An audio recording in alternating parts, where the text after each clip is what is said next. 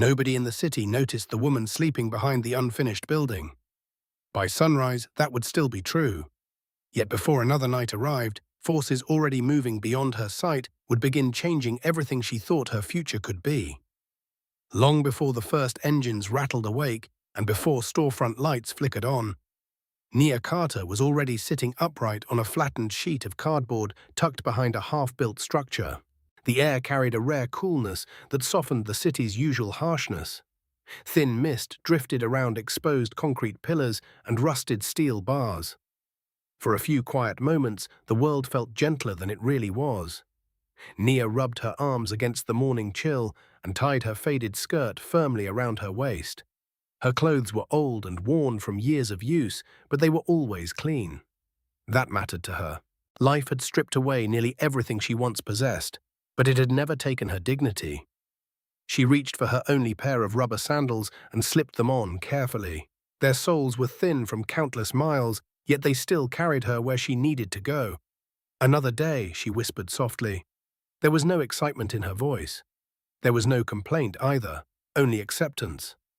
As dawn slowly brightened the horizon, Nia was already walking through the awakening streets. Vendors arranged goods outside small shops. Workers swept dust into neat piles. Commuters hurried toward another demanding day. Most people never looked twice at her, and she preferred it that way. Attention often led to questions. Questions often led to pity. Pity was something she refused to accept. The construction site was alive before sunrise. Shouts echoed across the property. Metal struck metal. Cement dust floated through the air like smoke. Nia stepped into the chaos as naturally as someone entering her own home. At first glance, she looked like any other laborer struggling through another difficult day. But anyone who watched closely would notice the difference. Others dragged their feet. She moved with purpose. Others complained. She stayed silent. Others stopped often to rest. She kept going, steady, focused, relentless. She bent down, lifted a heavy stack of bricks, balanced them carefully on her head, and straightened her back in one smooth motion. There was no hesitation, no visible struggle, only strength. "Hey, Nia," one worker laughed. "You trying to outwork everybody again this morning?" Several men chuckled nearby. She said nothing, not because she felt superior. Talking slowed her down. Slowing down created space for thinking. Thinking invited memories. Memories were dangerous. She crossed the site carrying the bricks with practiced precision. The rising sun cast golden light across the dusty ground. Sweat already glistened on her skin. Before long, the heat would become brutal. Nia never complained about the sun. The sun was honest. It never pretended to be anything else. People often did. "Take a break before you collapse," another worker shouted. For a moment she paused. Not because she wanted to, because her body demanded it. She lowered the bricks carefully and rolled her shoulders. Her hands were rough and scarred from years of labor. Every mark carried a story. Every scar represented survival. Nearby, several younger workers sat beneath a wooden shelter eating rice from plastic containers. "That woman never gets tired," one of them said. "I've watched her for months," another replied. "She's built different." They laughed, but respect hid beneath their amusement. Nia walked to a corner of the site and took a small sip from her water container. Just enough to continue, never enough to waste. Everything she owned had value. Everything she used required discipline. Life had taught her that nothing was guaranteed. By midday, heat pressed down on the earth like a heavy blanket. The air shimmered. Breathing felt like work itself. Still, Nia continued. Lift, walk, drop, repeat, again, again, again. Hours passed. Time lost meaning. Only movement remained. What nobody saw was the life hidden behind her silence. Because before she became the woman carrying bricks beneath a punishing sun, she had been a daughter surrounded by love. She remembered laughter filling a beautiful home. She remembered her mother's singing drifting through hallways each morning. She remembered her father's strong voice becoming gentle whenever he spoke to her. She remembered belonging. Then everything vanished, not slowly, not fairly. One terrible night shattered the world she knew. Nia. The sharp voice of a supervisor pulled her back to the present. "Bring those blocks over here." "I'm coming," she answered calmly. Calmness had become her armor. She learned long ago that survival sometimes required silence more than confrontation. The day stretched onward until evening finally arrived. One worker after another packed up and left. Some joked about their families waiting at home. Others complained about aching muscles. Nia watched them go, not with jealousy, not with bitterness, only observation. She had trained herself not to crave things beyond reach. When the site was nearly empty, she completed her final task and dusted her hands against her skirt. An older worker nodded toward her. "You're stubborn," he said. Then he smiled. "But you're strong." For an instant, something softened in her face. "Thank you." She turned and walked away. The city buzzed with evening life as she followed a route her feet knew by heart. Eventually, she reached the unfinished building she called home. Broken walls, exposed steel, no doors, no windows, yet it offered enough shelter to survive another night. She sat down slowly and stretched her tired legs. For the first time all day, no one expected anything from her. No orders, no demands, only stillness. From a small plastic bag, she removed a piece of bread. Dinner. She ate carefully, making every bite last. People with abundance consumed food. People with scarcity appreciated it. Darkness settled overhead. One by one, stars appeared. Nia leaned against the cold wall and looked upward. For a brief moment, the guard she carried every day slipped. Loneliness entered the silence. "Dad," she whispered. The word escaped before she could stop it. Her throat tightened. No tears came. She had exhausted most of those years ago. Now she endured. She closed her eyes. Tomorrow would arrive. Another day of labor. Another day of silence. Another day of survival. What Nia did not know was that somewhere nearby, someone was about to notice her. Not because she asked for help, not because she sought attention, simply because quiet strength has a way of being seen when the moment is right. And before that moment arrived, the shadows of her past were already moving closer. Once upon a time, Nia had never known hunger. She lived in a respected neighborhood where her parents built a life through integrity, discipline, and hard work. Their beautiful home stood as proof of everything they had achieved. Her father, Marcus Carter, was admired throughout the community. People respected him because he refused dishonest shortcuts. "Character matters more than money," he often said. As a child, Nia barely understood those words. She only knew that her father loved her. Every morning, her mother prepared breakfast while singing softly through the house. Her father read the newspaper at the table before leaving for work.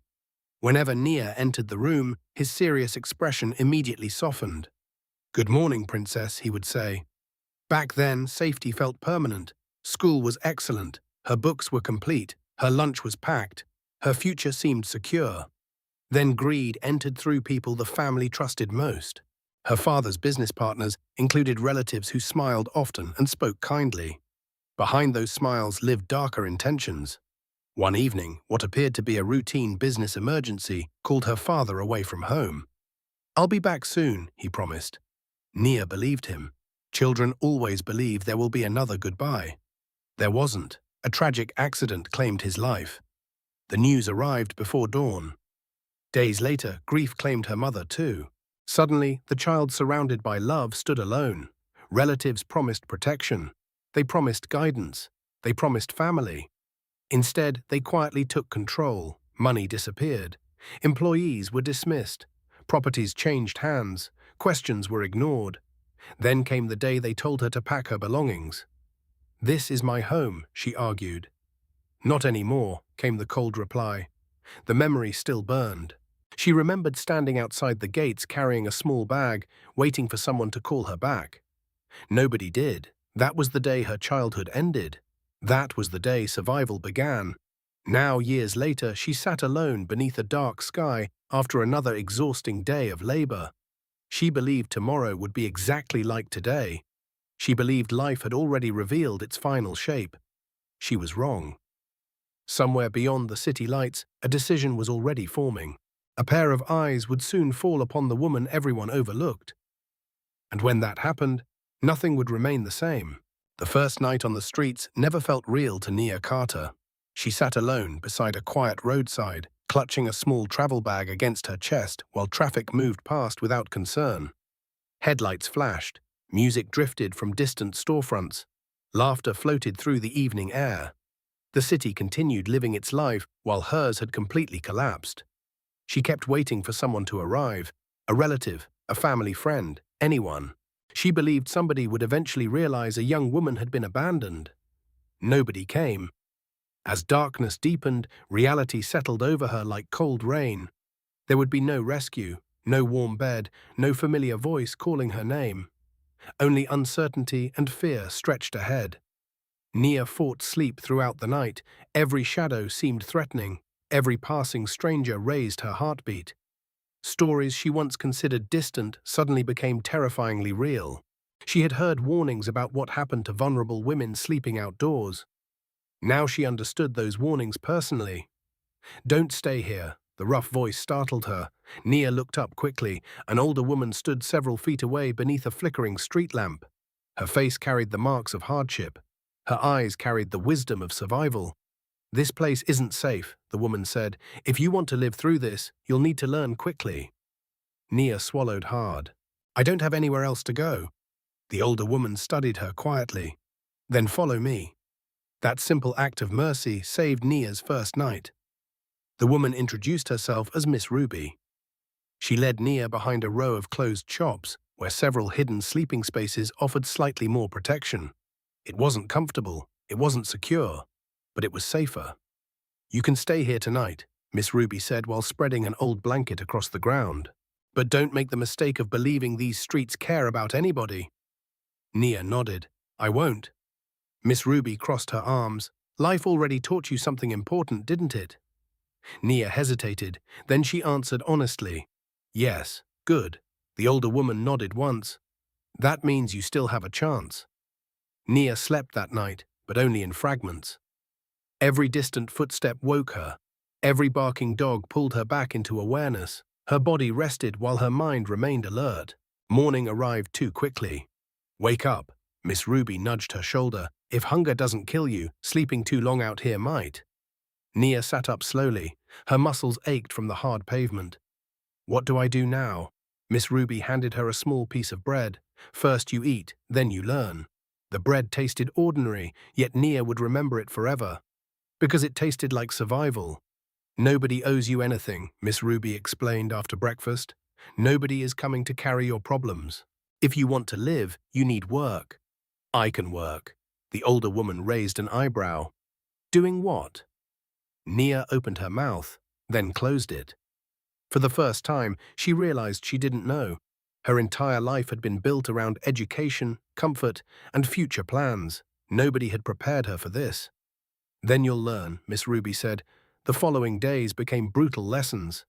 Nia walked through crowded markets, offering help to vendors. Most ignored her. She approached small businesses asking for work. Most turned her away. She stood beneath hot sunlight for hours, hoping someone would give her a chance. Most never looked at her. By the third day, hunger transformed from discomfort into pain, sharp, persistent, demanding. Her stomach cramped constantly. Her legs felt weak. At times, her vision blurred. That was when she discovered an uncomfortable truth. Survival wasn't about pride. It was about endurance. Eventually, she found tiny jobs, carrying bags for market shoppers, fetching water, sweeping storefronts, moving supplies. The pay was terrible. Sometimes there was no pay at all. Still, she accepted every opportunity. At night, she returned to the hidden space behind the shops. Exhausted, hungry, alive. Weeks passed. Slowly, Nia changed. Her hands grew rough. Her skin hardened beneath the relentless sun. Her voice became quieter, more cautious, more guarded. Yet something else developed as well. Wisdom. She learned how to recognize dangerous intentions hidden behind friendly smiles. She learned which neighborhoods offered safety and which invited trouble. She learned how to stretch a few dollars across several difficult days. She learned that silence often revealed more than conversation. Most importantly, she learned not to expect kindness. One afternoon, while searching for work, she wandered near a large construction site. Workers moved everywhere. Bricks, concrete, steel, movement, purpose. Something about the place caught her attention. The labor looked exhausting. But it also looked steady. Steady meant opportunity. She approached a worker carrying lumber. "Can I help?" The man laughed. "You? Yes. Construction isn't for somebody like you." Nia stood her ground. "Let me try." The worker smirked and pointed toward a heavy stack of blocks. "Carry one of those." She walked over immediately. The weight shocked her. Pain shot through her neck and shoulders. Her legs trembled, but she refused to quit. Slowly she lifted the block. Slowly she carried it. Slowly she delivered it. The laughter stopped. "Try another one," the worker said. She did, then another. And another. By sunset she had proven something. Not to them. To herself. "Come back tomorrow," a supervisor finally said. "If you work this hard every day, we'll find a place for you." Nia nodded. "I will." That night she sat alone behind the closed shops, staring into darkness. For the first time since losing everything, she could see a path forward. It wasn't glamorous. It wasn't easy. But it was real. The next morning she arrived before anyone else, and she worked. At first the men doubted her. They watched closely. They expected failure. Failure never came. Day after day she returned. Day after day she carried more. Day after day she endured. Eventually ridicule became curiosity. Curiosity became respect. "That woman is stronger than half the crew," one worker admitted. Another nodded. "She never quits." Nia never worked for their approval. She worked because she understood exactly what waited on the other side of unemployment. Hunger. Fear. The streets. Even when her hands bled. Even when her shoulders burned. Even when exhaustion blurred her vision. She kept going. One evening, after an especially difficult shift, she sat alone behind the unfinished building that had become her shelter. Her muscles screamed. Her palms trembled. Yet for the first time in years, she felt something unexpected. Stability. Not comfort. Not happiness.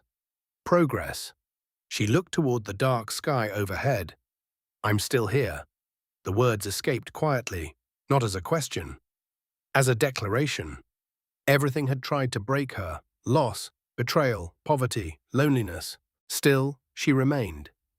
The daughter who once lived inside a beautiful home had disappeared. In her place stood a stronger woman, a quieter woman. A woman who understood that survival demanded sacrifice. Nia closed her eyes. Tomorrow would bring more labor, more heat, more struggle. She was ready. What she did not realize was that tomorrow would also bring something unexpected. Across the city, a powerful businessman named Preston Reed was reviewing reports connected to a major construction project. One routine site inspection had just been added to his schedule. To him, it looked like another ordinary obligation. To Nia, it would become the beginning of a future she could not yet imagine. And as she drifted into restless sleep beneath unfinished concrete walls, the first pieces of destiny were already moving toward her. The construction site felt different before anyone explained why. Nia noticed it immediately. Workers moved faster. Supervisors barked sharper instructions. Equipment was arranged neatly. Even the usual complaints seemed quieter. Years of survival had sharpened Nia's instincts. She understood when something shifted around her. That morning, tension hung in the air like approaching weather. "Move faster, everybody," a supervisor shouted. "We don't have time for mistakes today." Several workers exchanged confused looks. "What's going on?" "A visitor is coming." That single answer traveled through the site quickly. A big visitor. An important visitor. The owner himself. Nia heard the whispers while carrying bricks across the property.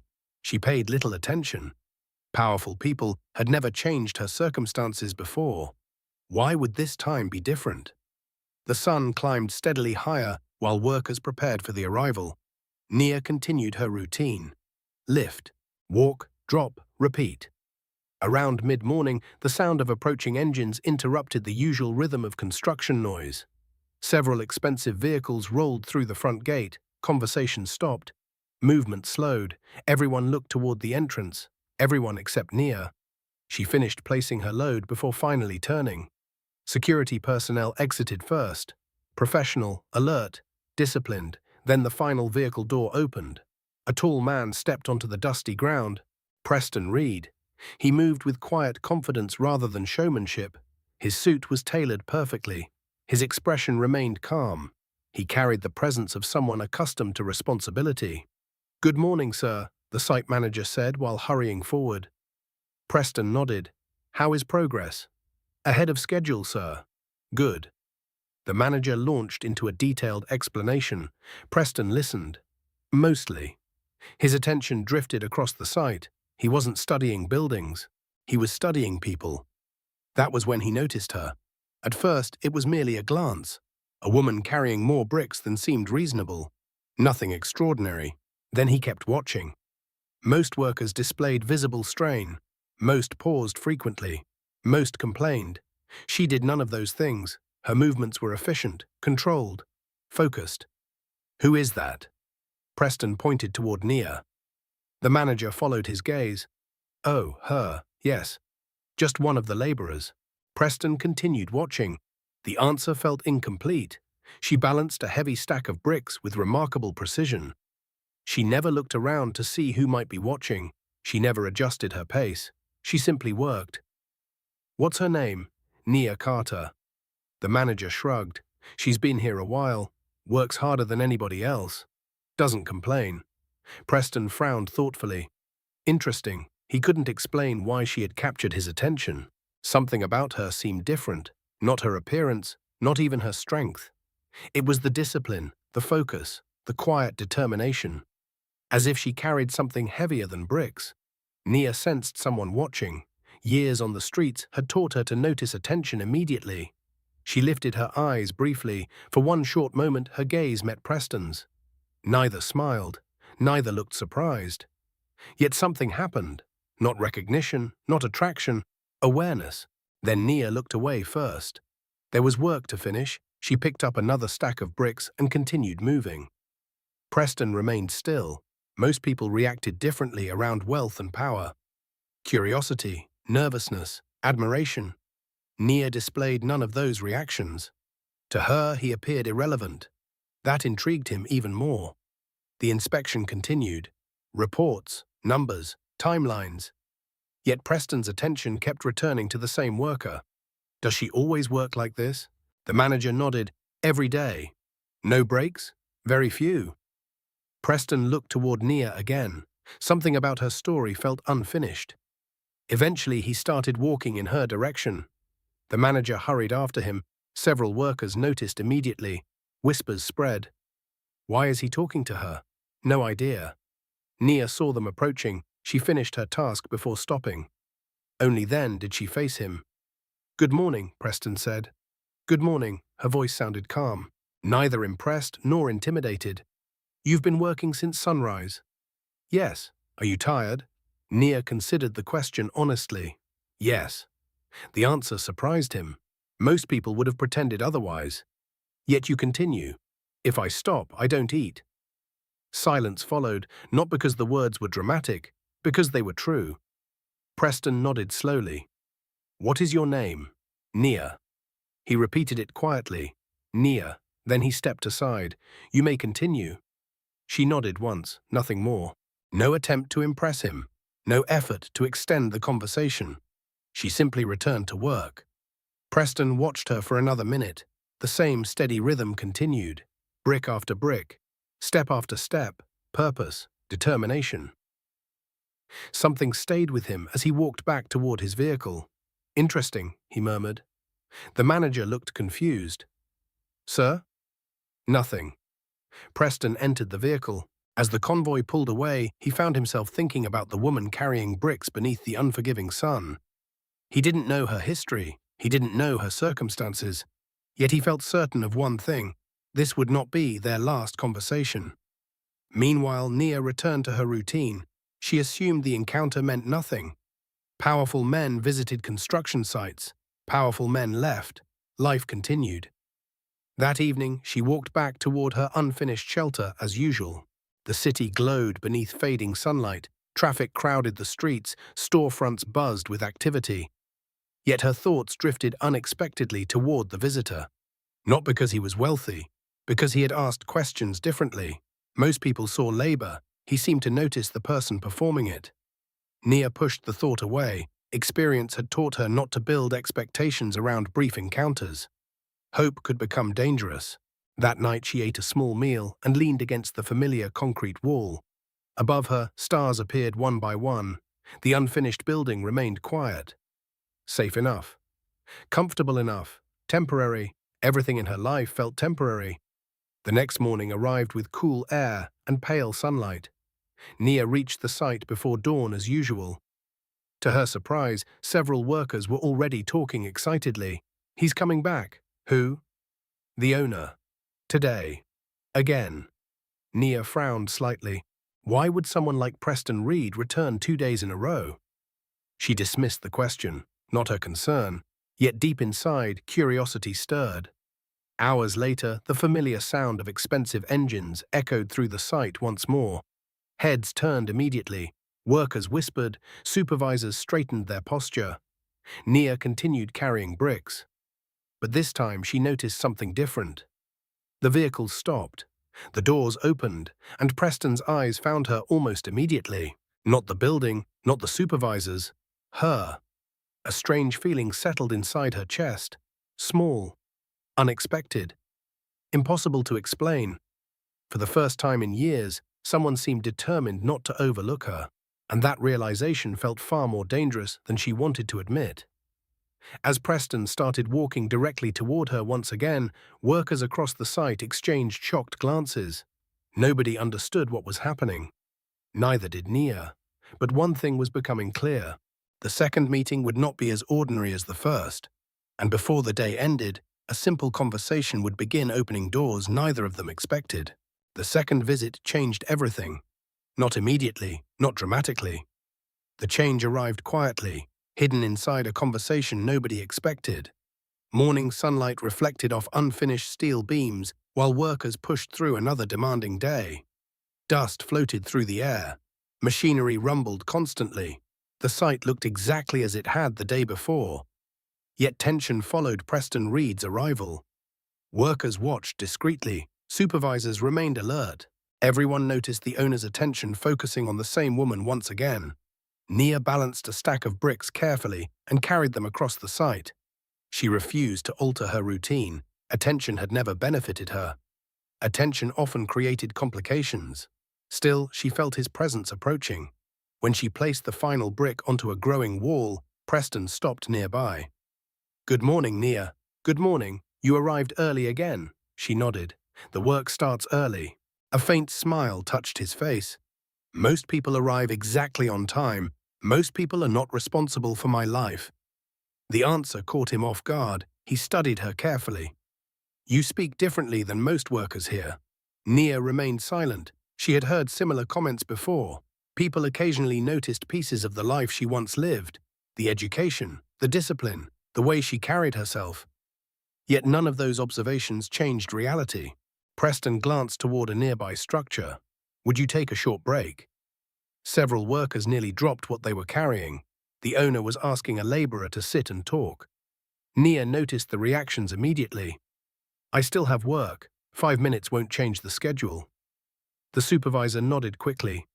"It's okay, Nia. Go ahead." Reluctantly, she followed Preston toward a shaded area near the edge of the site. The atmosphere felt awkward, not because either person lacked confidence, because they came from completely different worlds. Preston sat first. Nia remained standing. "Please sit." She finally lowered herself onto a wooden crate. For a few moments, neither spoke. The sounds of construction echoed around them. Then Preston asked a simple question. "How long have you worked here?" "Several years." "Do you enjoy it?" Nia almost laughed. "Enjoy isn't the word I would choose." Another honest answer. "Then why stay?" "Because it keeps me alive." The directness impressed him. Many people spent entire conversations avoiding the truth. Nia delivered it without hesitation.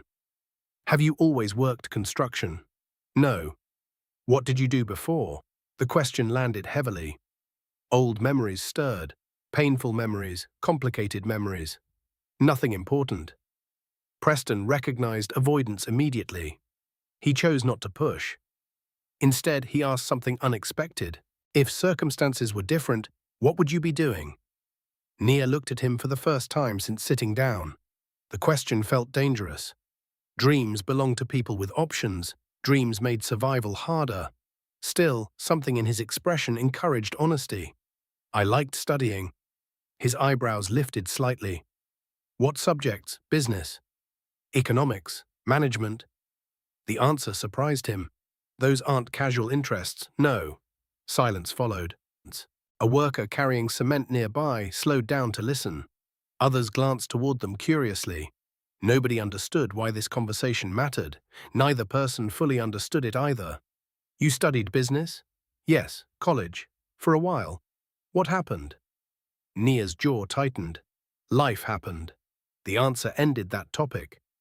Preston respected the boundary. Yet his curiosity continued growing. The woman before him did not fit the story her circumstances suggested. She spoke with intelligence. She demonstrated discipline. She carried herself with unusual composure. Everything felt inconsistent. Everything felt unfinished. A supervisor approached nervously. "Sir, we're ready to review the eastern section."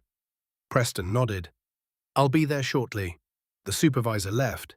Before standing, Preston looked back toward Nia. "Thank you for talking with me." She seemed genuinely confused. Why? Because honest conversations are rare. For the first time, a faint smile appeared on her face.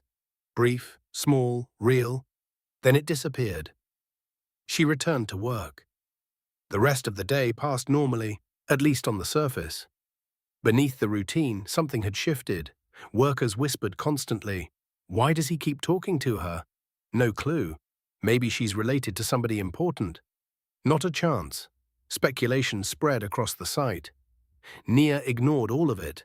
Gossip solved nothing. By evening, she was exhausted. Her muscles ached. Her hands burned. Yet thoughts of the conversation followed her home. Not because Preston was wealthy, because he had asked questions nobody asked anymore. Questions about her mind. Questions about her future. Questions she stopped asking herself long ago. That night, sleep came slowly. Memories returned. Her father teaching her about business reports. Her mother encouraging her education. Family dinners filled with discussion and ambition. The future she once expected. Nia opened her eyes suddenly. The unfinished building remained dark and silent. The past was gone. Reality remained. Still, something felt unsettled. Across the city, Preston sat inside his office, reviewing financial documents. Yet his attention drifted repeatedly. Not toward contracts, not toward investments, toward Nia. He finally pressed an intercom button. "Marlene." "Yes, sir?" "Could you look into somebody for me?" There was a short pause. "Of course." "Who?" "A construction worker named Nia Carter." Silence followed. Then curiosity. "A construction worker?" "Yes." "What exactly would you like to know?" "Everything." Marlene had worked with Preston for years. She recognized that tone. When something captured his attention, he pursued answers thoroughly. "I'll begin immediately." "Thank you." The line disconnected. Preston leaned back in his chair.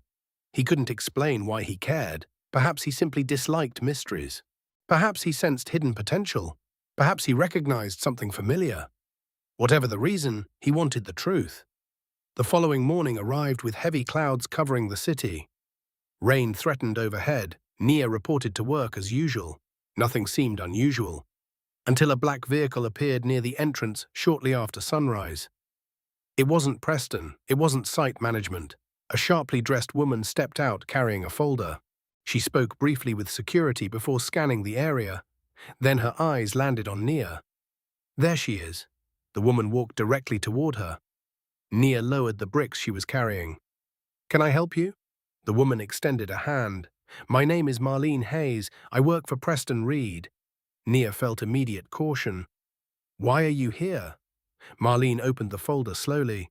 "Because after researching your background, I discovered something extraordinary." Nia's heartbeat quickened. The folder contained documents, old records, names, addresses, information from a life she thought had vanished forever. Marlene looked directly into her eyes. "Miss Carter, I don't believe you were supposed to lose everything." The world seemed to stop moving. Construction noise faded into the background. Workers continued their tasks unaware of what was unfolding. Nia stared at the documents, then at Marlene, then back at the folder. A feeling she had buried for years suddenly returned. Hope, and hope frightened her more than poverty ever had. Because if those papers revealed the truth, then everything she believed about her past might be wrong. And if everything was wrong, somebody had stolen far more than money from her family. Somebody had stolen an entire life. Hope can be a dangerous thing.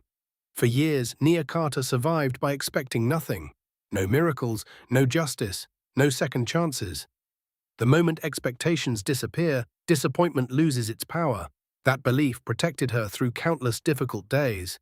Now Marlene Hayes stood before her holding documents capable of destroying that protection. Nia stared at the folder. Her pulse quickened. Questions flooded her mind. Where did those records come from? Why were they appearing now? What did Preston Reed actually want? Most importantly, what if the information inside proved everything she remembered was true? "Miss Carter," Marlene said gently, "perhaps we should talk somewhere private." Nia glanced around. Several workers had already noticed the conversation. Curious eyes followed them. Whispers spread. She hated attention. Fine. Marlene led her toward a temporary office near the edge of the site. Inside, the sounds of construction became distant. The small room contained a desk, 2 chairs, and a portable fan struggling against the heat. Nothing luxurious. Still, it felt strangely formal. "Please sit." Nia remained standing. "I'd rather stay here." Marlene accepted the decision. "As you wish." She opened the folder carefully. Several documents rested inside. Property records, business registrations, legal filings, photographs, names Nia had not seen in years. Her throat tightened immediately. Marcus Carter, her father. Seeing his name again felt like reopening an old wound. "How did you find these?" "Mr. Reed asked me to investigate your background." "Why?" "Because he believed your story didn't match your circumstances." Nia frowned. "What does that mean?" Marlene chose her words carefully. "He noticed intelligence, discipline, and education that seemed inconsistent with your current situation." Nia almost laughed. Current situation, such polite words for poverty. "So you investigated me?" "Yes." "Without permission?" "Yes." The honesty surprised her. Most people preferred excuses. Marlene preferred truth. "What did you discover?" The woman took a slow breath. "Enough to believe your family's history deserves another look." Nia's stomach tightened. "Explain." Marlene placed several papers across the desk. "According to public records, your father owned significant assets. I know that. His companies were successful. I know that too. Then something unusual happened after his death." Nia's eyes narrowed. "Unusual how?" "Several ownership transfers occurred remarkably fast. Businesses changed hands. Properties changed ownership. Financial accounts disappeared. Legal authority shifted. Everything happened within an extremely short period." The room suddenly felt smaller. Nia remembered those days. The confusion, the grief, the endless paperwork she never understood. "I was young." "Exactly."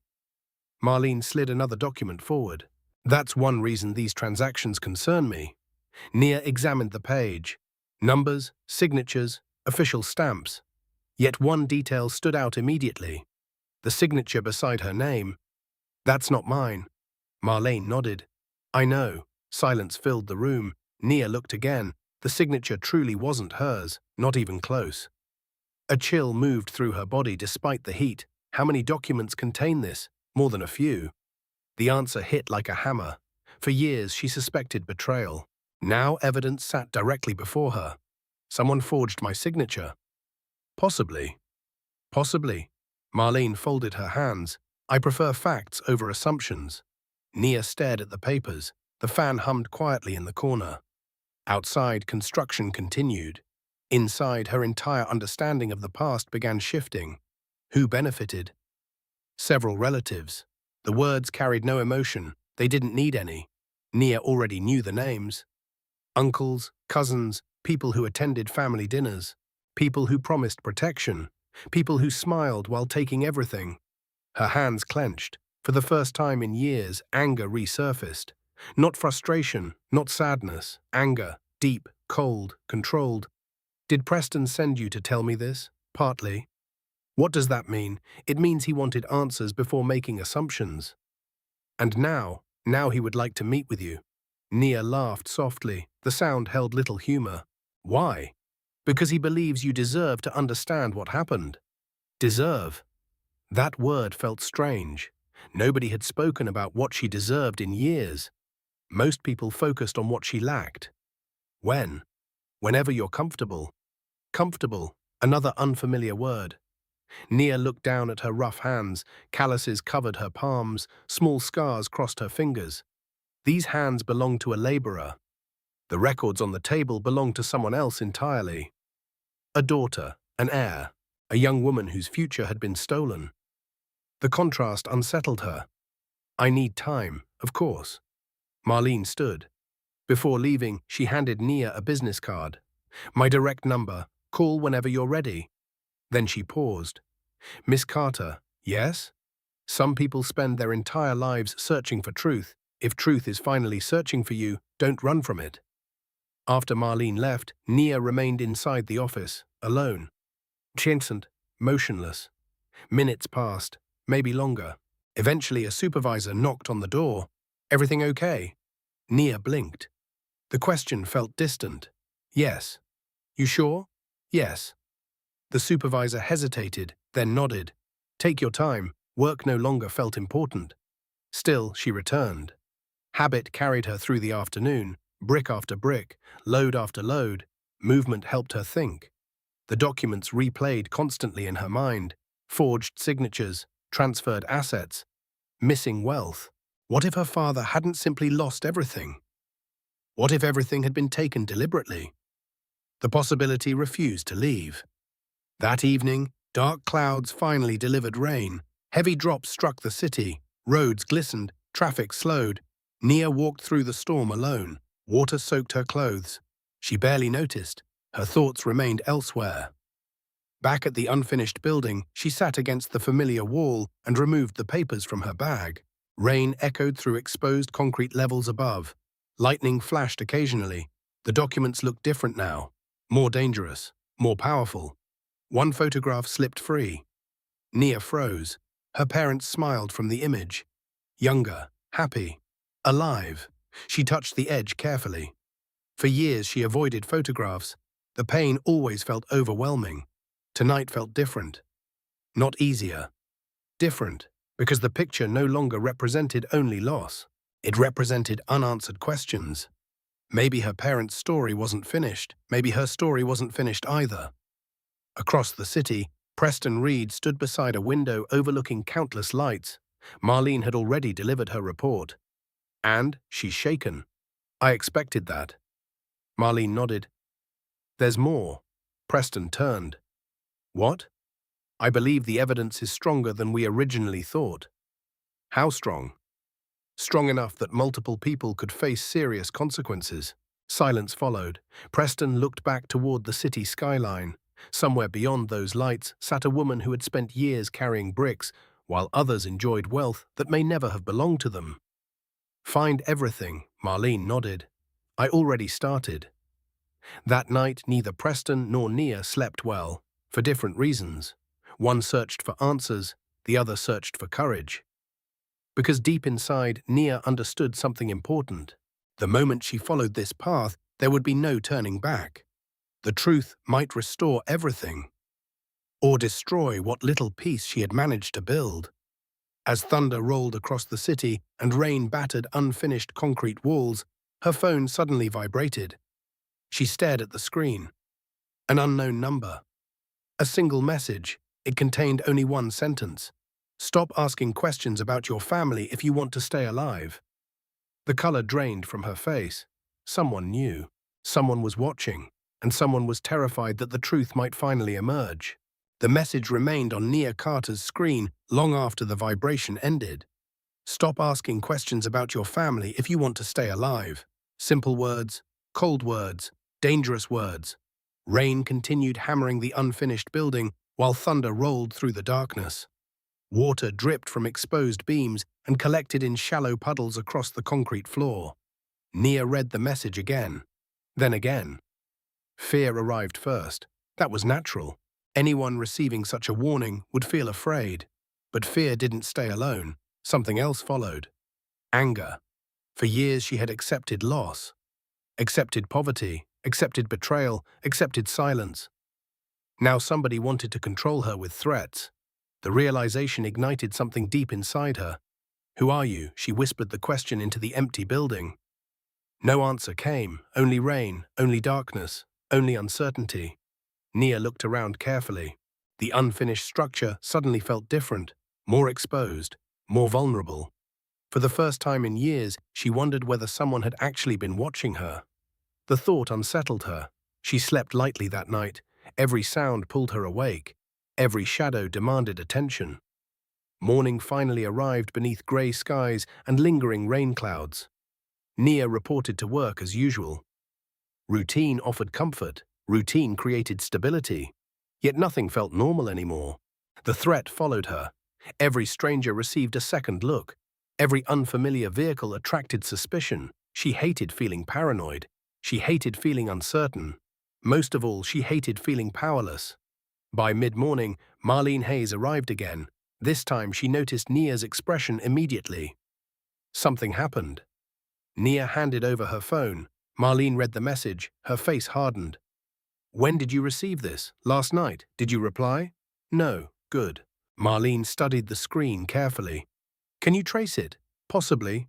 The answer wasn't reassuring. Nia crossed her arms. "What does this mean?" "It means somebody is nervous." "That's obvious." Marlene nodded. "Exactly. The threat itself tells us something important." "Like what?" "People don't issue warnings when they feel safe. They issue warnings when they fear exposure." Nia considered that. The logic made sense. Still, fear remained. Marlene lowered her voice. "Mr. Reed needs to see this. Today." The suggestion immediately triggered resistance. Nia disliked depending on others, especially wealthy strangers. Why? Because this is no longer just a historical question. This may be an active problem. The words settled heavily. Active, present, current, not something buried in the past, something happening now. Several hours later, Nia found herself sitting inside a vehicle unlike anything she had entered in years. The seats felt soft. The air conditioning felt almost unreal. Outside, the city moved past the windows. Inside, silence dominated. Marlene drove. Nia watched. Neither spoke much. Eventually, they arrived at Preston Reed's corporate headquarters. The building towered above surrounding structures. Glass, steel, power, employees entered and exited constantly. Everyone seemed purposeful. Everyone seemed successful. Nia felt completely out of place. "You okay?" Marlene asked quietly. "No." The honesty earned a small smile. "That's understandable." Inside, polished floors reflected bright lighting. Receptionists greeted visitors warmly. Professionals moved efficiently between offices. The entire environment reminded Nia of a world she once expected to join. A world she thought disappeared forever. She followed Marlene toward a private elevator. Several employees glanced curiously at her work clothes. Dust still covered parts of her skirt. Construction dirt remained beneath her fingernails. The contrast was impossible to miss. Yet Marlene never seemed embarrassed. Neither did Preston when they entered his office. "Thank you for coming." His tone remained calm, professional, respectful. Nia handed him the phone. He read the message silently, then placed the device on his desk. "Interesting." "Interesting? Somebody threatens your life, and that's interesting?" Preston met her gaze. "Because threats reveal weakness, not strength." The response surprised her. Most people would focus on danger. He focused on motive. "You don't seem shocked." "I expected resistance eventually." "Resistance from whom?" "People protecting secrets." The answer chilled the room. Marlene opened another folder. "We've uncovered additional information."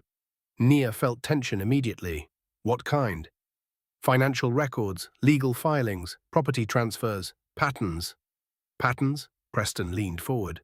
"Several individuals connected to your family experienced unusual increases in wealth after your father's death." Nia's stomach tightened. "How unusual?" "Very." Marlene placed photographs on the desk. Large houses, luxury vehicles, private memberships. Investments, all appearing shortly after Marcus Carter died. Nia recognized faces immediately. Her uncle Victor, her cousin Raymond. Other relatives, people who once claimed they were helping her, people who insisted the family suffered financial collapse. Apparently, they were doing quite well. The realization felt like another betrayal, maybe the worst one yet, because evidence removed doubt, evidence destroyed comforting illusions. Nia stared at the photographs. I trusted them. Nobody answered immediately. Some wounds deserved silence. Eventually, Preston spoke. Trust isn't weakness. Being deceived isn't your fault. Nia looked away. Part of her wanted to believe that. Another part blamed herself completely. A knock interrupted the conversation. Come in. A security specialist entered, carrying a tablet.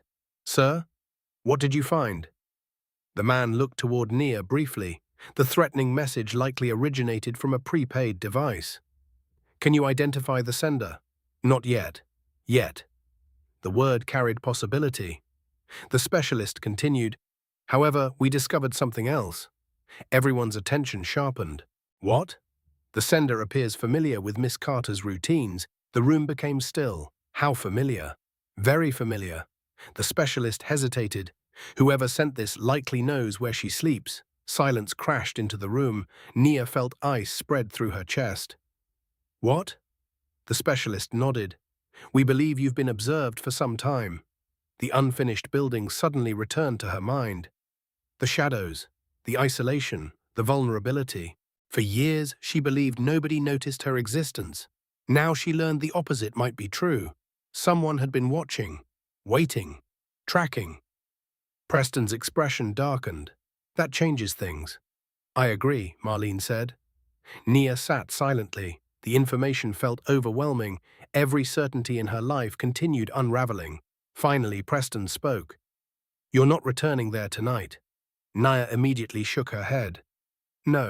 No, I don't need charity. This isn't charity. Then, what is it? Security. The answer arrived instantly, firm, uncompromising. Nia crossed her arms. I've survived alone for years, and now somebody may be threatening you because of information we're uncovering. She opened her mouth, then closed it. The logic was difficult to challenge. Marlene spoke gently, just temporarily, until we understand what's happening. Nia looked toward the window. Far below, the city stretched endlessly. A few days earlier, her biggest concern involved earning enough money for food. Now investigators were uncovering potential fraud. Relatives appeared connected to stolen wealth. Unknown people were sending threats. Nothing felt real. Finally, she nodded once. Temporary, Preston agreed. That evening, a security team escorted her to a private guest residence owned by the company. The home wasn't extravagant, but it felt safe. Clean sheets, locked doors, working lights. Simple comforts many people took for granted. Nia stood inside the bedroom quietly. For years, she slept beneath unfinished concrete. Now she faced a comfortable bed. The difference felt overwhelming. She sat carefully on the mattress, soft, warm, safe. Tears finally appeared, not because of luxury, because safety felt unfamiliar. Across the city, another person sat inside a dark office.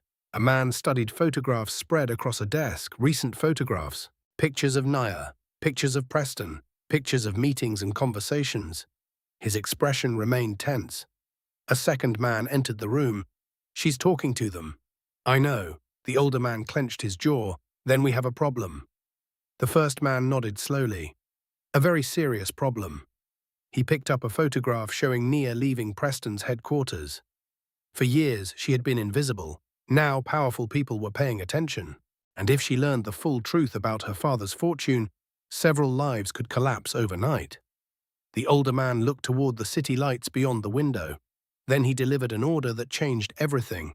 Find the documents before she does, and make sure she never reaches the rest of the truth. The guest residents remained silent throughout the night. For most people, silence created peace. For Nia Carter, silence created questions. She lay awake staring at the ceiling above her bed. The mattress felt soft. The room felt secure. The locked doors offered protection. Yet her mind refused to rest. Too much had changed too quickly. Only days earlier, she worried about surviving another week. Now investigators were uncovering secrets connected to her family. Powerful people were helping her. Unknown enemies were watching her. The contrast felt unreal. Near dawn, she finally drifted into sleep. When morning arrived, sunlight streamed through clean curtains. For a brief moment, she forgot where she was. Then reality returned. The documents, the threats, the questions. Everything rushed back immediately. A knock sounded at the door. "Good morning, Miss Carter." One of the security staff stood outside. "Breakfast is ready, thank you." The simple exchange felt strange. People rarely addressed her with such respect. Years of poverty had conditioned her to expect dismissal. Being treated with dignity required adjustment. Downstairs, Marlene Hayes waited with coffee and several folders. "That can't be good." Nia pointed toward the paperwork. Marlene offered a small smile. "Depends on your definition of good." Nia sat across from her. "What happened? We found more records." "Of course you did." The dry response earned another smile. "At least you're developing a sense of humor." Nia shook her head. "Barely." Marlene opened the first folder. The investigation expanded overnight. Several financial experts reviewed your father's business history. And they found something remarkable. Nia leaned forward slightly. "Go on." "According to the original records, your father's companies were significantly more valuable than previously reported." "How much more valuable?" Marlene hesitated. "Enough to attract greed." The answer spoke volumes.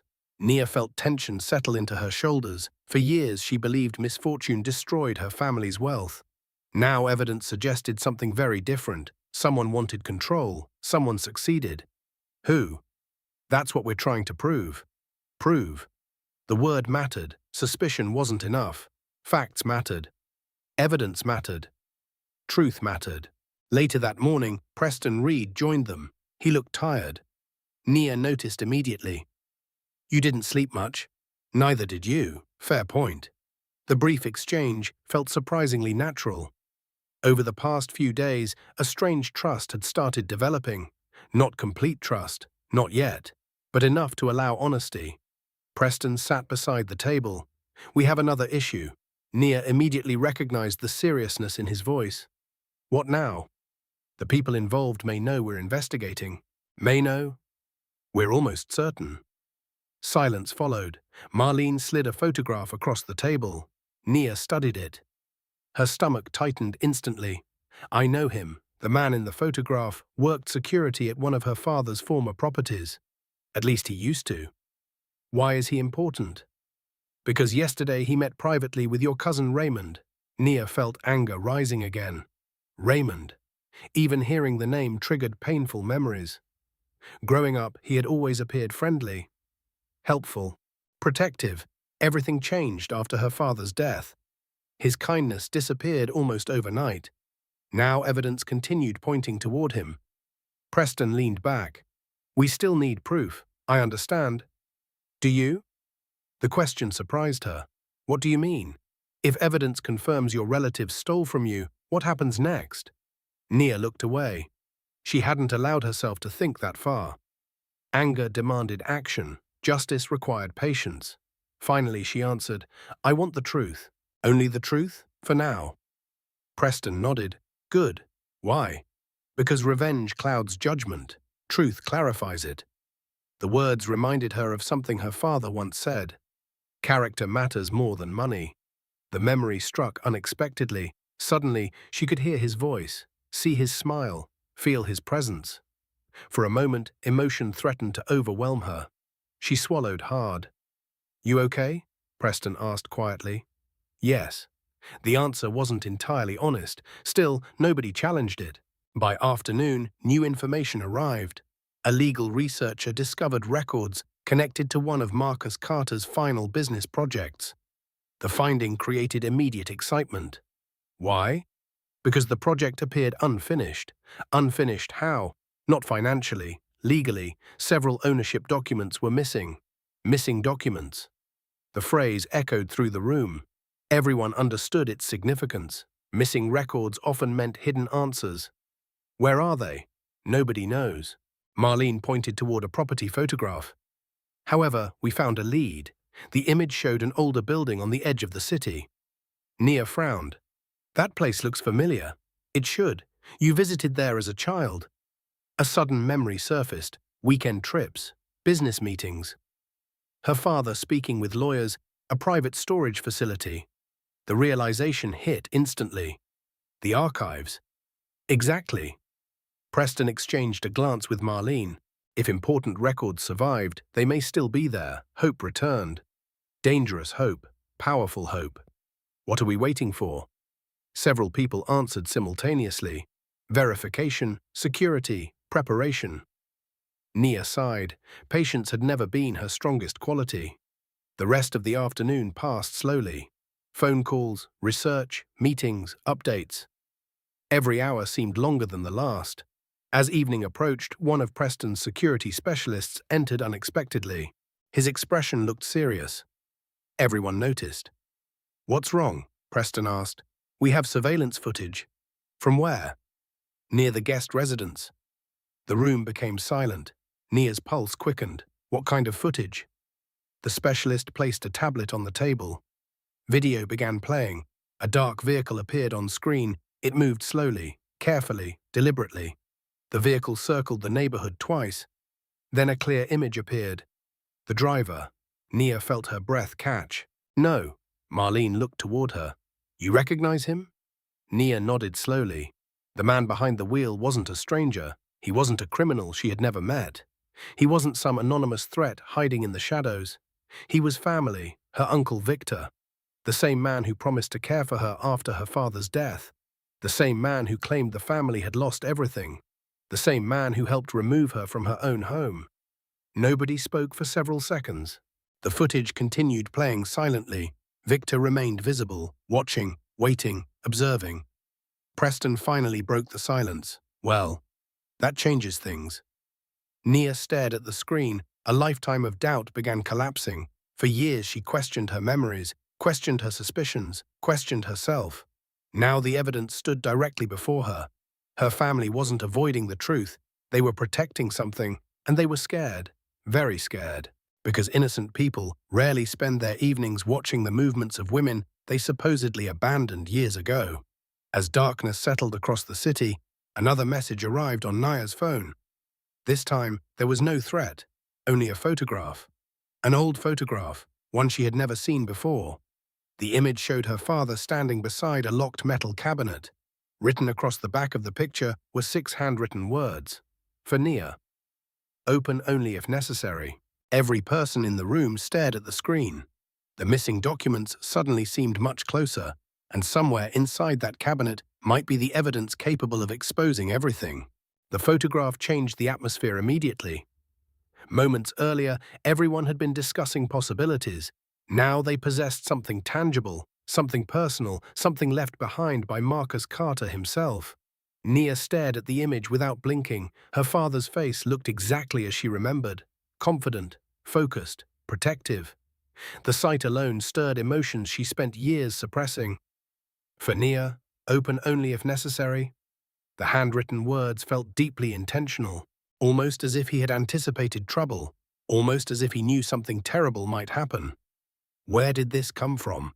Nobody answered immediately. The security specialist finally cleared his throat. The image was sent from another unregistered number, anonymous again. "Yes. Can you trace it?" "We're trying." Trying wasn't enough. Nia felt frustration building. Somebody was watching. Somebody possessed information. Somebody clearly wanted her to find the truth. Yet they remained hidden. Preston studied the photograph carefully. "Look at the cabinet." Everyone leaned closer. The cabinet stood beside Marcus Carter inside what appeared to be a private archive room. Rows of shelves filled the background. Documents, storage boxes, records, history. Marlene pointed toward a small detail. That symbol. Nia narrowed her eyes. A faded company emblem appeared on the cabinet door. Recognition arrived immediately. The archive facility, exactly. The same property from the old records. The same location connected to her father's unfinished project. Suddenly, the room felt energized. A lead had become a destination. "When can we go?" Nia asked. Preston exchanged a glance with the security team. "Soon." That's not an answer. It's the safest answer. Nia sighed heavily. Patience again. Yes, patience again. The next morning began before sunrise. Dark clouds covered the horizon. The city remained unusually quiet. Nia stood beside a vehicle while security personnel completed final preparations. She hadn't slept much. Excitement and anxiety rarely allowed rest. Part of her feared disappointment. Another part feared success. What if the cabinet existed? What if documents survived? What if the truth proved worse than she imagined? Ready? Preston approached, as ready as possible. The convoy departed shortly afterward. They traveled beyond crowded commercial districts, beyond residential neighborhoods, beyond familiar routes. Eventually, older industrial buildings appeared. Many sat abandoned, others barely remained operational. The archive property stood near the edge of the district. Time had not treated it kindly. The exterior looked neglected. Paint peeled from concrete walls, windows appeared dusty, vegetation crept across fences. Yet the structure remained standing. Nia stepped from the vehicle slowly. Memories surfaced immediately. Weekend visits. Her father carrying briefcases, lawyers discussing contracts, important meetings she barely understood as a child. This place. She whispered the words. Preston heard her. You remember it, more than I expected. Security personnel moved ahead first. Standard procedure, they inspected entrances, checked surrounding areas, verified safety. Only then did the group proceed inside. Dust covered nearly everything. The air smelled old, forgotten, preserved. Rows of shelves stretched across large rooms, thousands of documents rested in storage. Some organized, some neglected, all potentially important. Marlene shook her head. This could take days. Maybe.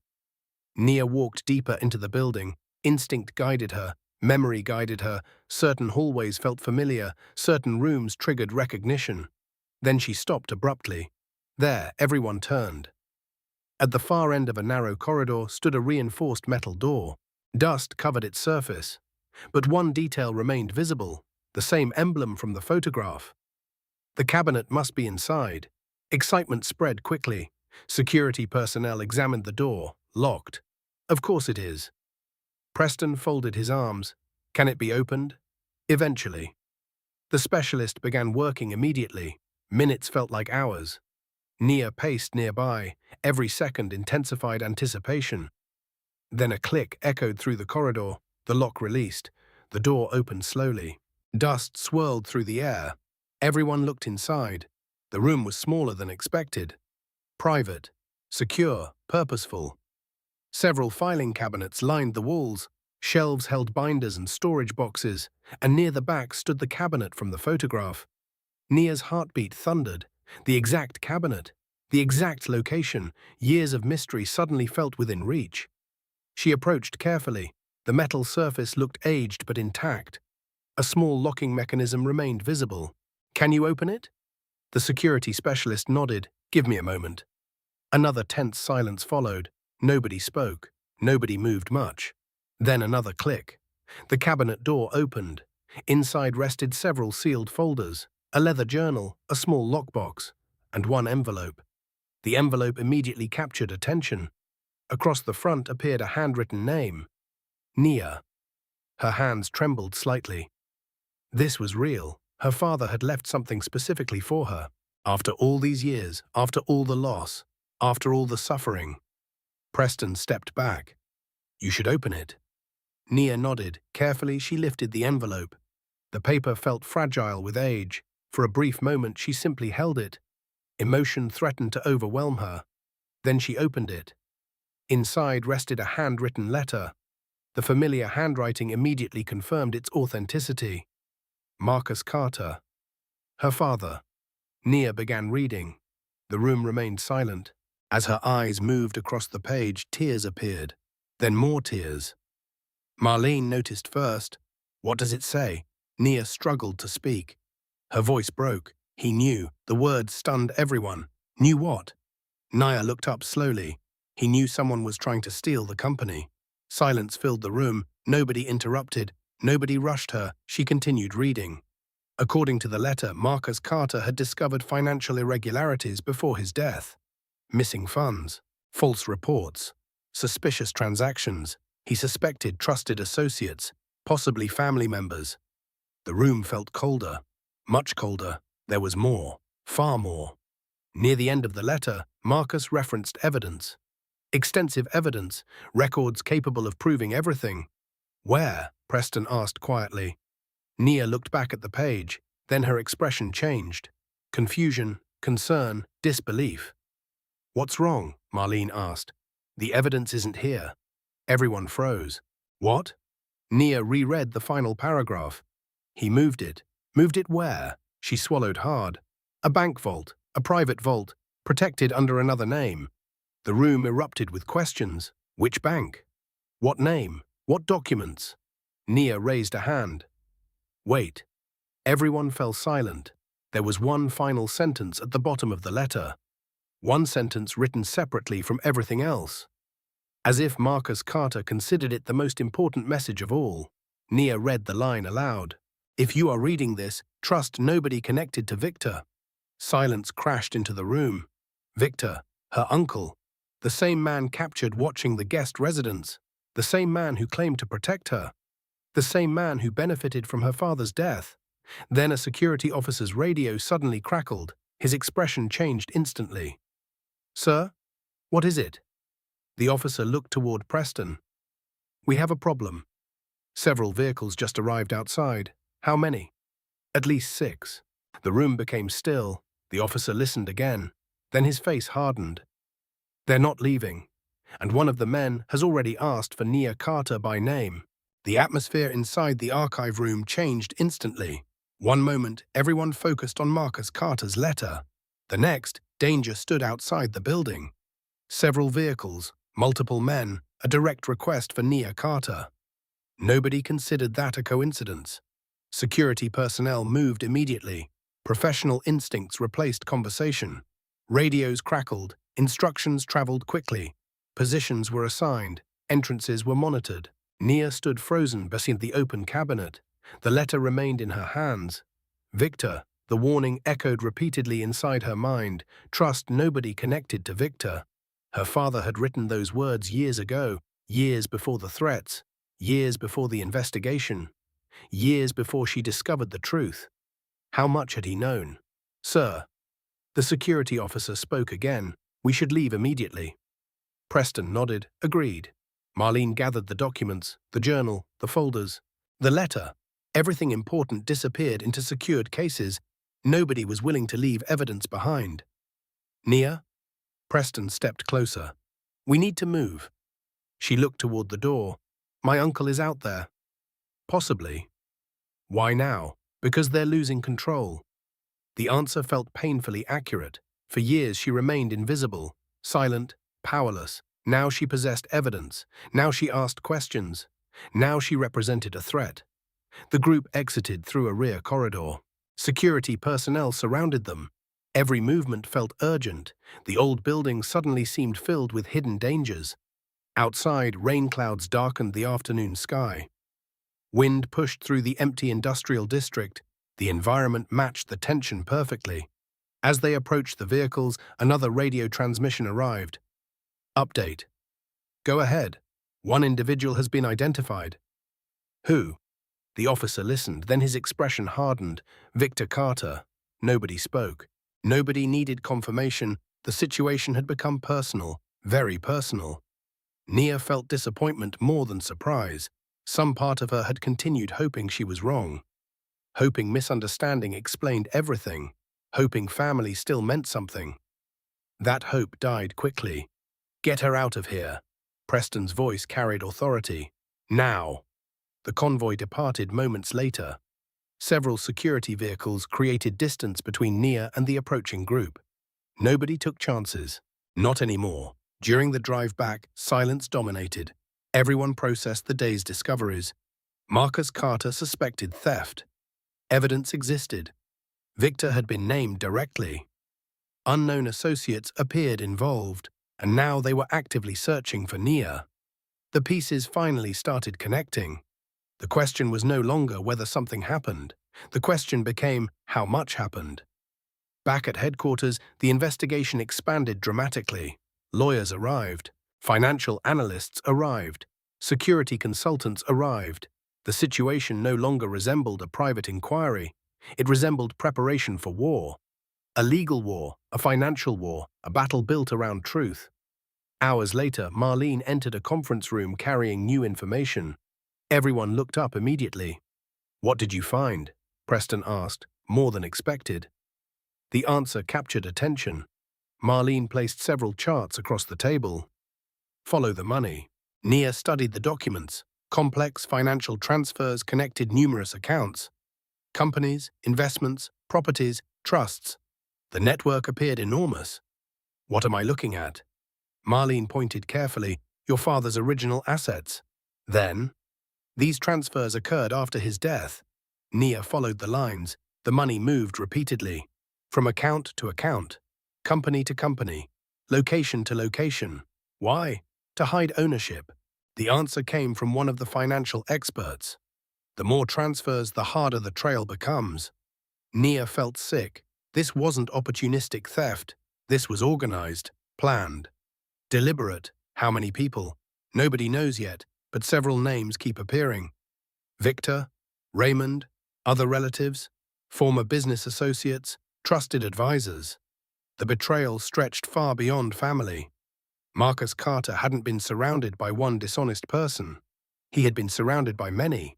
As evening approached, another breakthrough arrived. One of the legal researchers rushed into the room. "We found the vault." Everyone stood simultaneously. "What?" "The private vault mentioned in the letter." Nia's heart pounded. "Where?" "A regional bank. Inactive for years, but still accessible." Hope returned once again. This time stronger, because the vault represented more than evidence. It represented answers. Complete answers. "Can we access it?" "Possibly." "Possibly?" The researcher nodded. "There are complications." "Of course there are." The tired response earned several faint smiles. Despite everything, Nia's sense of humor continued growing. The researcher continued, "The vault requires multiple forms of authorization, including identity verification, historical records, and one additional item." "What item?" "A key." Silence returned. "A key. Where is it?" "Nobody knows." The answer landed heavily. Another mystery, another obstacle, another delay. Yet before frustration could settle, Marlene remembered something. "Wait." Everyone looked toward her. The journal. What journal? Marcus Carter's journal from the cabinet. Nobody had examined it carefully yet. "Bring it." Minutes later, the leather journal rested on the table. Age had darkened its cover. Its pages showed years of use. Nia opened it carefully. Personal notes filled most sections. Business observations, thoughts, reflections, memories. Then she noticed something unusual. Several pages near the back were folded, intentionally. She turned to them.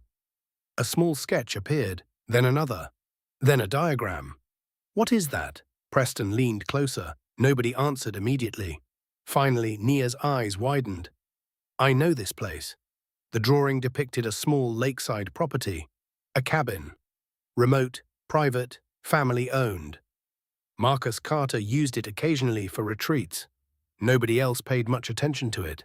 At least nobody seemed to. "Look here." Nia pointed toward a handwritten note beside the sketch. "The key remains where peace meets water." The room became silent. A clue, an actual clue. To the vault key. "The cabin." Marlene nodded slowly. "Most likely." Preston stood immediately. "Then we visit the cabin. Tomorrow." Tomorrow suddenly felt too far away. The truth stood closer than ever. Yet so did the danger. That night security around the residence doubled. Additional personnel arrived. Vehicles monitored the area. Precautions intensified. Nobody underestimated Victor anymore. Inside her room, Nia sat beside the window. City lights shimmered beyond the glass. She thought about her father, his warning, his preparation, his effort to protect her even after death. A single tear rolled down her cheek, not from sadness, from understanding. Marcus Carter never abandoned her. He had been fighting for her future all along, just in ways she couldn't see. Suddenly her phone vibrated. Another message. Everyone froze when security reviewed it. This one contained no threat, no photograph, no warning, only an address. The exact address of the lakeside cabin, and beneath it, 4 chilling words. They're already there first. The message arrived shortly after midnight. They're already there first. 4 simple words. 4 terrifying words. Nia Carter stared at the screen while tension spread through the room. Security personnel immediately began tracing the sender. Marlene reviewed the message repeatedly. Preston remained silent. Everyone understood the implication. Someone had reached the cabin, or wanted them to believe that. "Which is it?" Nia finally asked. "Nobody knows." The uncertainty felt unbearable. The cabin represented their strongest lead, the key, the vault, the evidence. Everything pointed there. If someone arrived first, years of hidden truth could disappear forever. "We're leaving now." Preston stood. Marlene looked surprised. "Tonight?" "Immediately." Nobody argued. The risk was obvious. Waiting until morning might prove disastrous. Within 30 minutes, multiple vehicles moved through the sleeping city. Rain had returned. Streetlights reflected across wet pavement. Thunder rolled in the distance. The weather felt like a warning. Nia sat quietly beside the window. The darkness outside blurred into moving shadows. Her thoughts focused entirely on the cabin. She remembered fishing trips with her father, quiet afternoons beside the lake, conversations about responsibility, conversations she barely appreciated at the time. Now every memory felt valuable. Hours later, city lights disappeared behind them. Forests replaced buildings, narrow roads replaced highways. The world grew quieter, more isolated. Eventually the convoy slowed. The lake appeared through the darkness. Black water stretched beneath heavy clouds. Wind pushed waves against the shoreline. The cabin stood near the edge of the water, small, weathered, familiar, and not empty. A vehicle sat nearby. Everybody saw it immediately. "Someone is here." The security leader nodded. "Looks that way." The convoy stopped. Security personnel exited first. Weapons remained concealed but ready. Their movements became careful, controlled, deliberate. Nia's heartbeat pounded. This was no longer about old paperwork. This was real. Present, dangerous. "Stay here." Preston's instruction was immediate. "No." Nia shook her head. "I'm going. It's not safe." "Neither is ignorance." Their eyes met. For a moment, neither yielded. Then Preston sighed. "Stay close." Together they approached the cabin. Rain tapped softly against the roof. The lake churned beside them. The entire scene felt strangely unreal. Security personnel reached the entrance first. The door stood partially open. That wasn't a good sign. Everyone knew it. The team entered. Room clear. Another room clear. No immediate threat.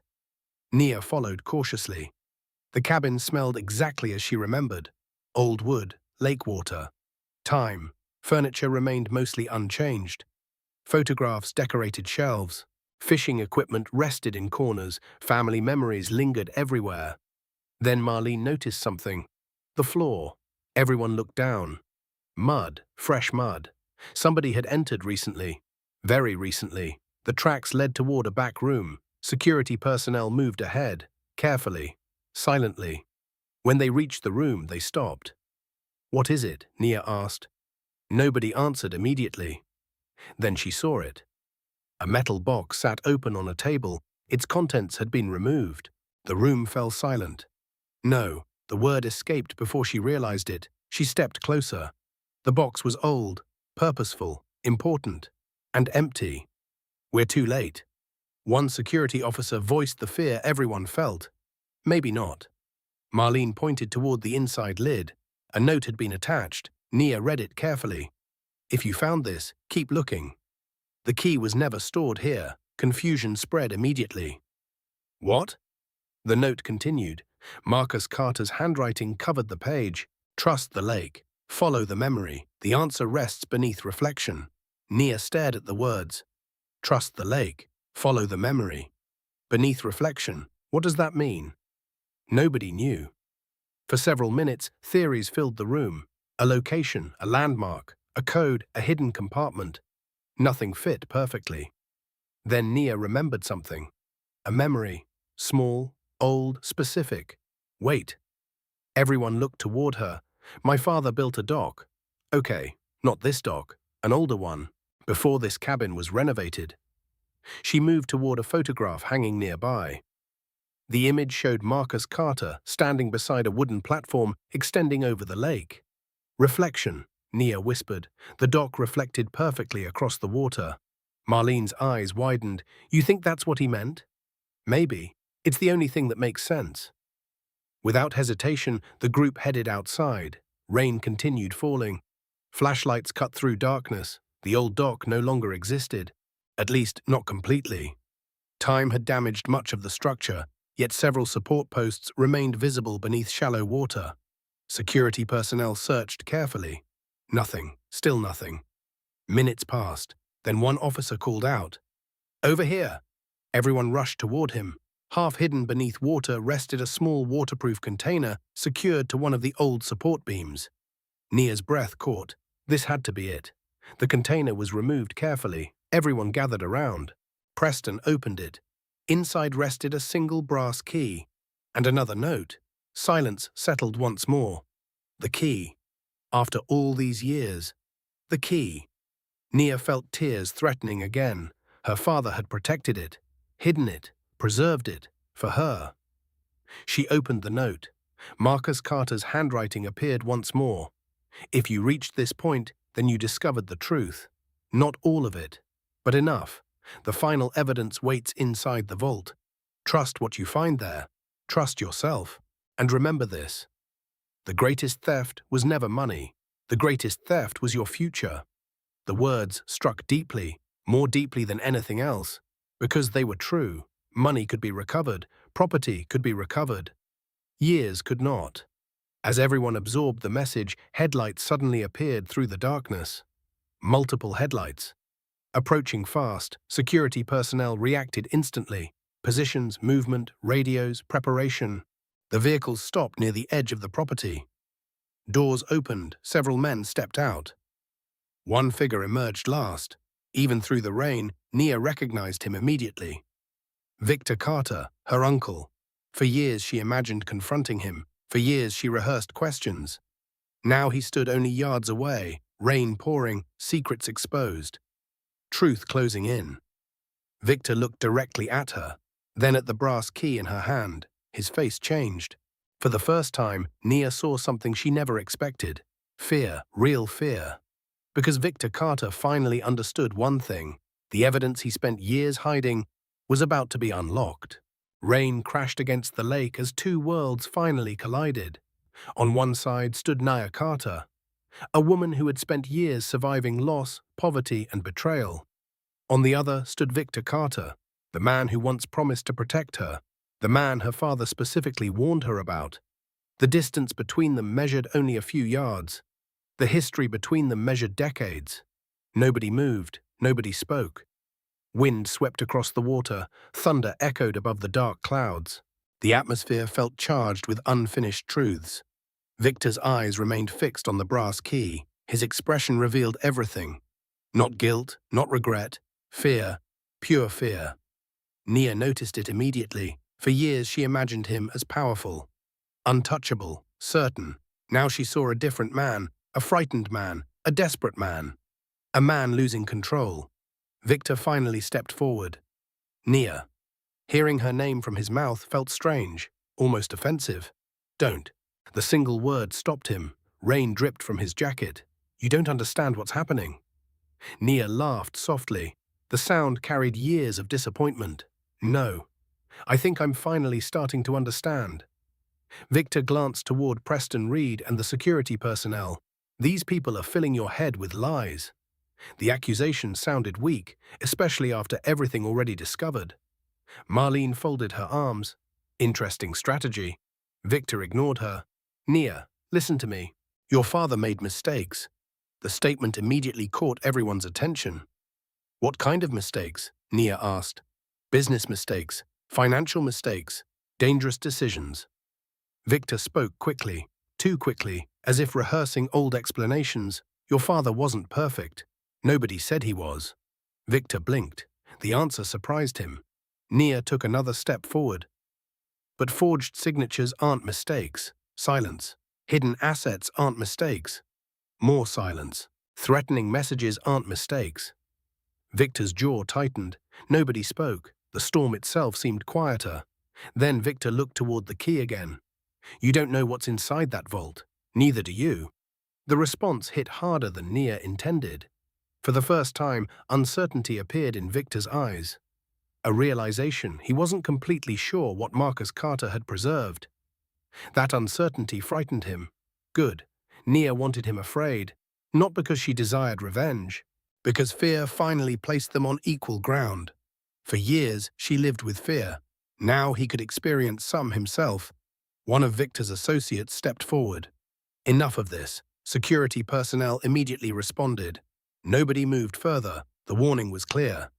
The situation balanced dangerously close to disaster. Preston stepped beside Nia. This conversation is over. Victor looked directly at him. You should stay out of this. Preston remained calm. I considered that. Then I met Nia. The answer irritated Victor visibly. You don't know what you're protecting. Actually, Preston said quietly, I think I do. Silence followed. Not aggressive silence, confident silence. Victor realized something important. The people around Nia weren't intimidated. They weren't backing down. They weren't disappearing. For perhaps the first time in years, his influence had limits. Eventually, he took a slow breath. Then his expression changed. The fear disappeared. Something colder replaced it. Fine.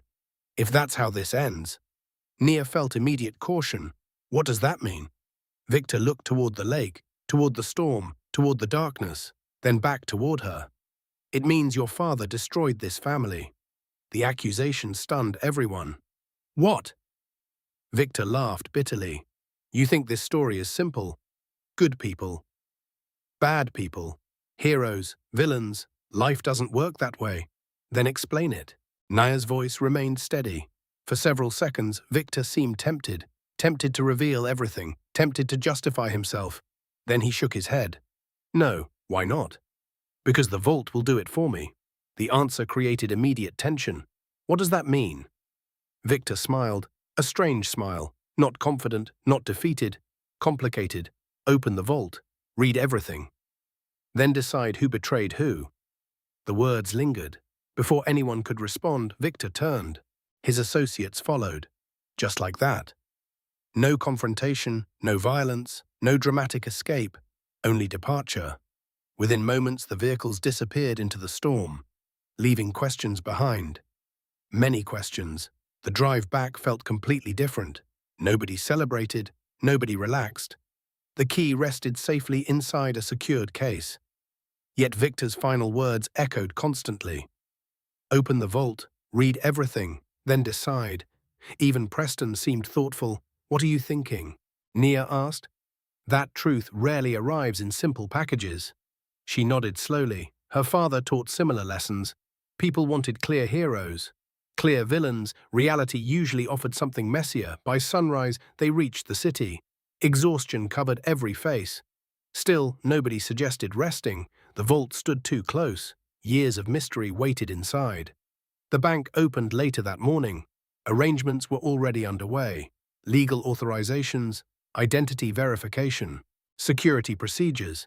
Everything required precision. Everything required patience. The final barrier stood directly ahead. Nia sat alone for a few moments before the scheduled meeting. Coffee cooled untouched beside her. The brass key rested nearby. She studied it carefully. Such a small object, such enormous consequences. A knock interrupted her thoughts.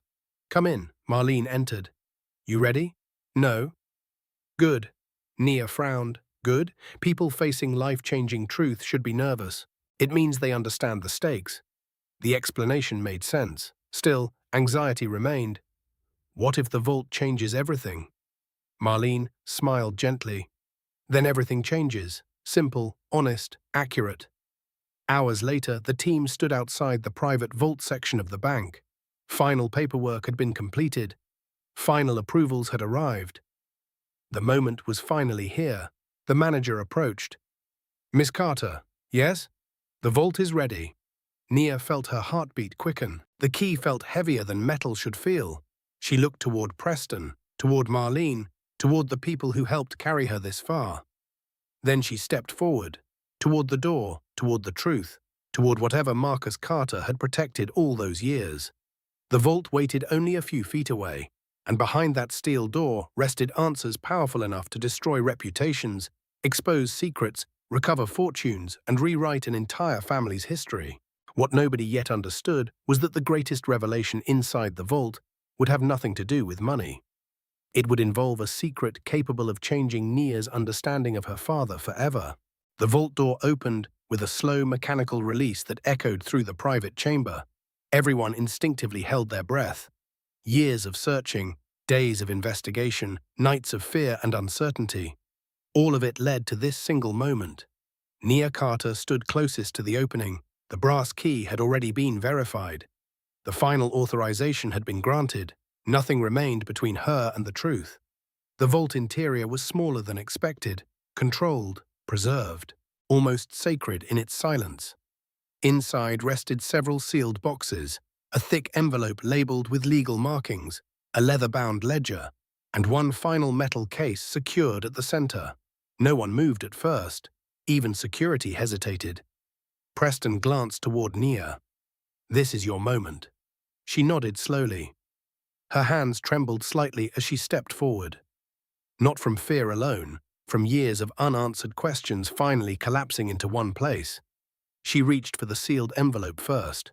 Carefully, deliberately, the paper felt heavier than anything she had ever held. She opened it. Silence deepened instantly. Her eyes scanned the first page, then the second, then stopped. Her breath caught. "No." The word escaped before she could stop it. Marlene stepped closer. "What is it?" Nia didn't answer immediately. Her father's handwriting appeared throughout the document. But the contents were not what she expected. Not theft records, not accusations, not betrayal. A legal declaration, a protective trust structure, and a complete transfer of ownership. Preston frowned. "What does it say?" Nia swallowed hard. "It says my father never lost control of the company." Confusion spread through the room. "What?" Marlene looked closer. "That can't be right." Nia continued reading. According to the documents, Marcus Carter had secretly transferred all major assets into a protected trust years before his death, a structure designed to shield everything from internal sabotage, from manipulation, from family interference. Nia's voice shook slightly. He anticipated betrayal. He prepared for it. Preston leaned in. "Then what about all the transfers?" Nia turned a page. Her expression changed again. Recognition, then shock. The transfers weren't theft. They were containment. Marlene froze. "Explain." Nia read carefully. The financial movements redirected compromised accounts away from unauthorized access. My father isolated assets before they could be seized. A preventive defense. Not a loss, a protection strategy. Silence filled the vault. Even security personnel looked unsettled. Preston finally spoke. "So your uncle didn't steal everything?" Nia looked up. "No." He tried, but he didn't succeed. The ledger confirmed it. Marcus Carter had outmaneuvered the attempt entirely. However, Marlene pointed toward the metal case. "What's that?" Nia approached it slowly. The final container, unopened, waiting, her father's last safeguard. Inside rested the remaining truth. She unlocked it carefully. The lid opened. A stack of documents appeared, but one item stood out, a sealed recording device. Preston frowned. "Is that audio?" Nia nodded. She pressed play. Static filled the vault, then her father's voice, calm, controlled, and deeply serious. "If you're hearing this, then everything I feared has already happened." Nia closed her eyes briefly. The voice she had not heard in years filled the room. "I need you to understand something important. Not everything I built was meant to stay visible. Not all protection looks like success. Sometimes it looks like disappearance." The words weighed heavily. Preston listened carefully. Marcus continued, "If Victor is involved in your life again, then my suspicions were correct. He will claim I was irresponsible. He will claim I lost control. He will claim many things. Do not believe him." Nia's chest tightened. The recording continued. The truth is simple. I discovered internal betrayal long before anyone else. People I trusted attempted to take everything, including family. A pause, a deeper tone. And Nia, her name spoken aloud, made her flinch. If you're listening, it means I am no longer there to protect you directly, but I never stopped protecting you. The room grew heavier, the voice softened slightly. Everything I built, everything I hid, I did for your future. Not for wealth, not for power, for freedom. Nia pressed a hand to her mouth. Tears formed, but did not fall yet. Then came the final revelation, the part that changed everything. I need you to know one last truth. Victor did not act alone. The betrayal reached further than family. It reached into institutions, banks, legal systems, advisors, even security. Nia looked up sharply. Preston's expression tightened. The recording ended with a final instruction. Trust only those who choose truth over comfort. The audio stopped. Silence returned. He was right, Nia whispered. He saw all of it. Marlene exhaled slowly. This changes everything. Preston nodded. Not everything, just the scale. The metal case suddenly felt symbolic, not just a container, a final shield. Nia opened the remaining documents inside.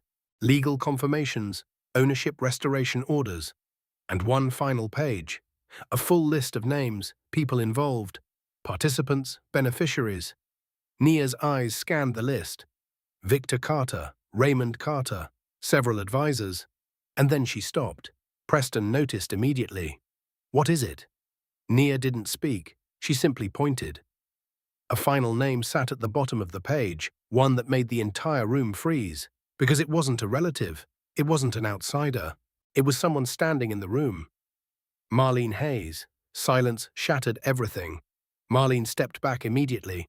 No, that's not possible. Preston turned slowly. Marlene, her face went pale. I didn't know that would be included here. Nia stared at her. Years of trust fractured in seconds. You were part of it? No. Marlene shook her head quickly. I was brought in later. I was told I was correcting records. I didn't know the origin. Preston stepped between them. Prove it. The vault suddenly felt like a courtroom. Not a place of discovery, a place of accountability. Marlene's voice trembled. I can, but you won't like what you find. Nia closed her eyes. Everything she had rebuilt inside herself began shaking again. Trust, truth, betrayal, nothing felt stable anymore. Outside the vault, thunder rolled across the sky. Inside, decades of hidden truth finally surfaced. And Nia Carter understood the final reality. Her father hadn't just been protecting wealth. He had been protecting her from a system built to erase him completely. As alarms from outside security suddenly echoed through the facility, Nia realized the last stage of the truth was no longer about discovery. It was about survival. And every name on that page would now fight to control what happened next. Subscribe to the channel, leave a comment, your viewing location, and share this video.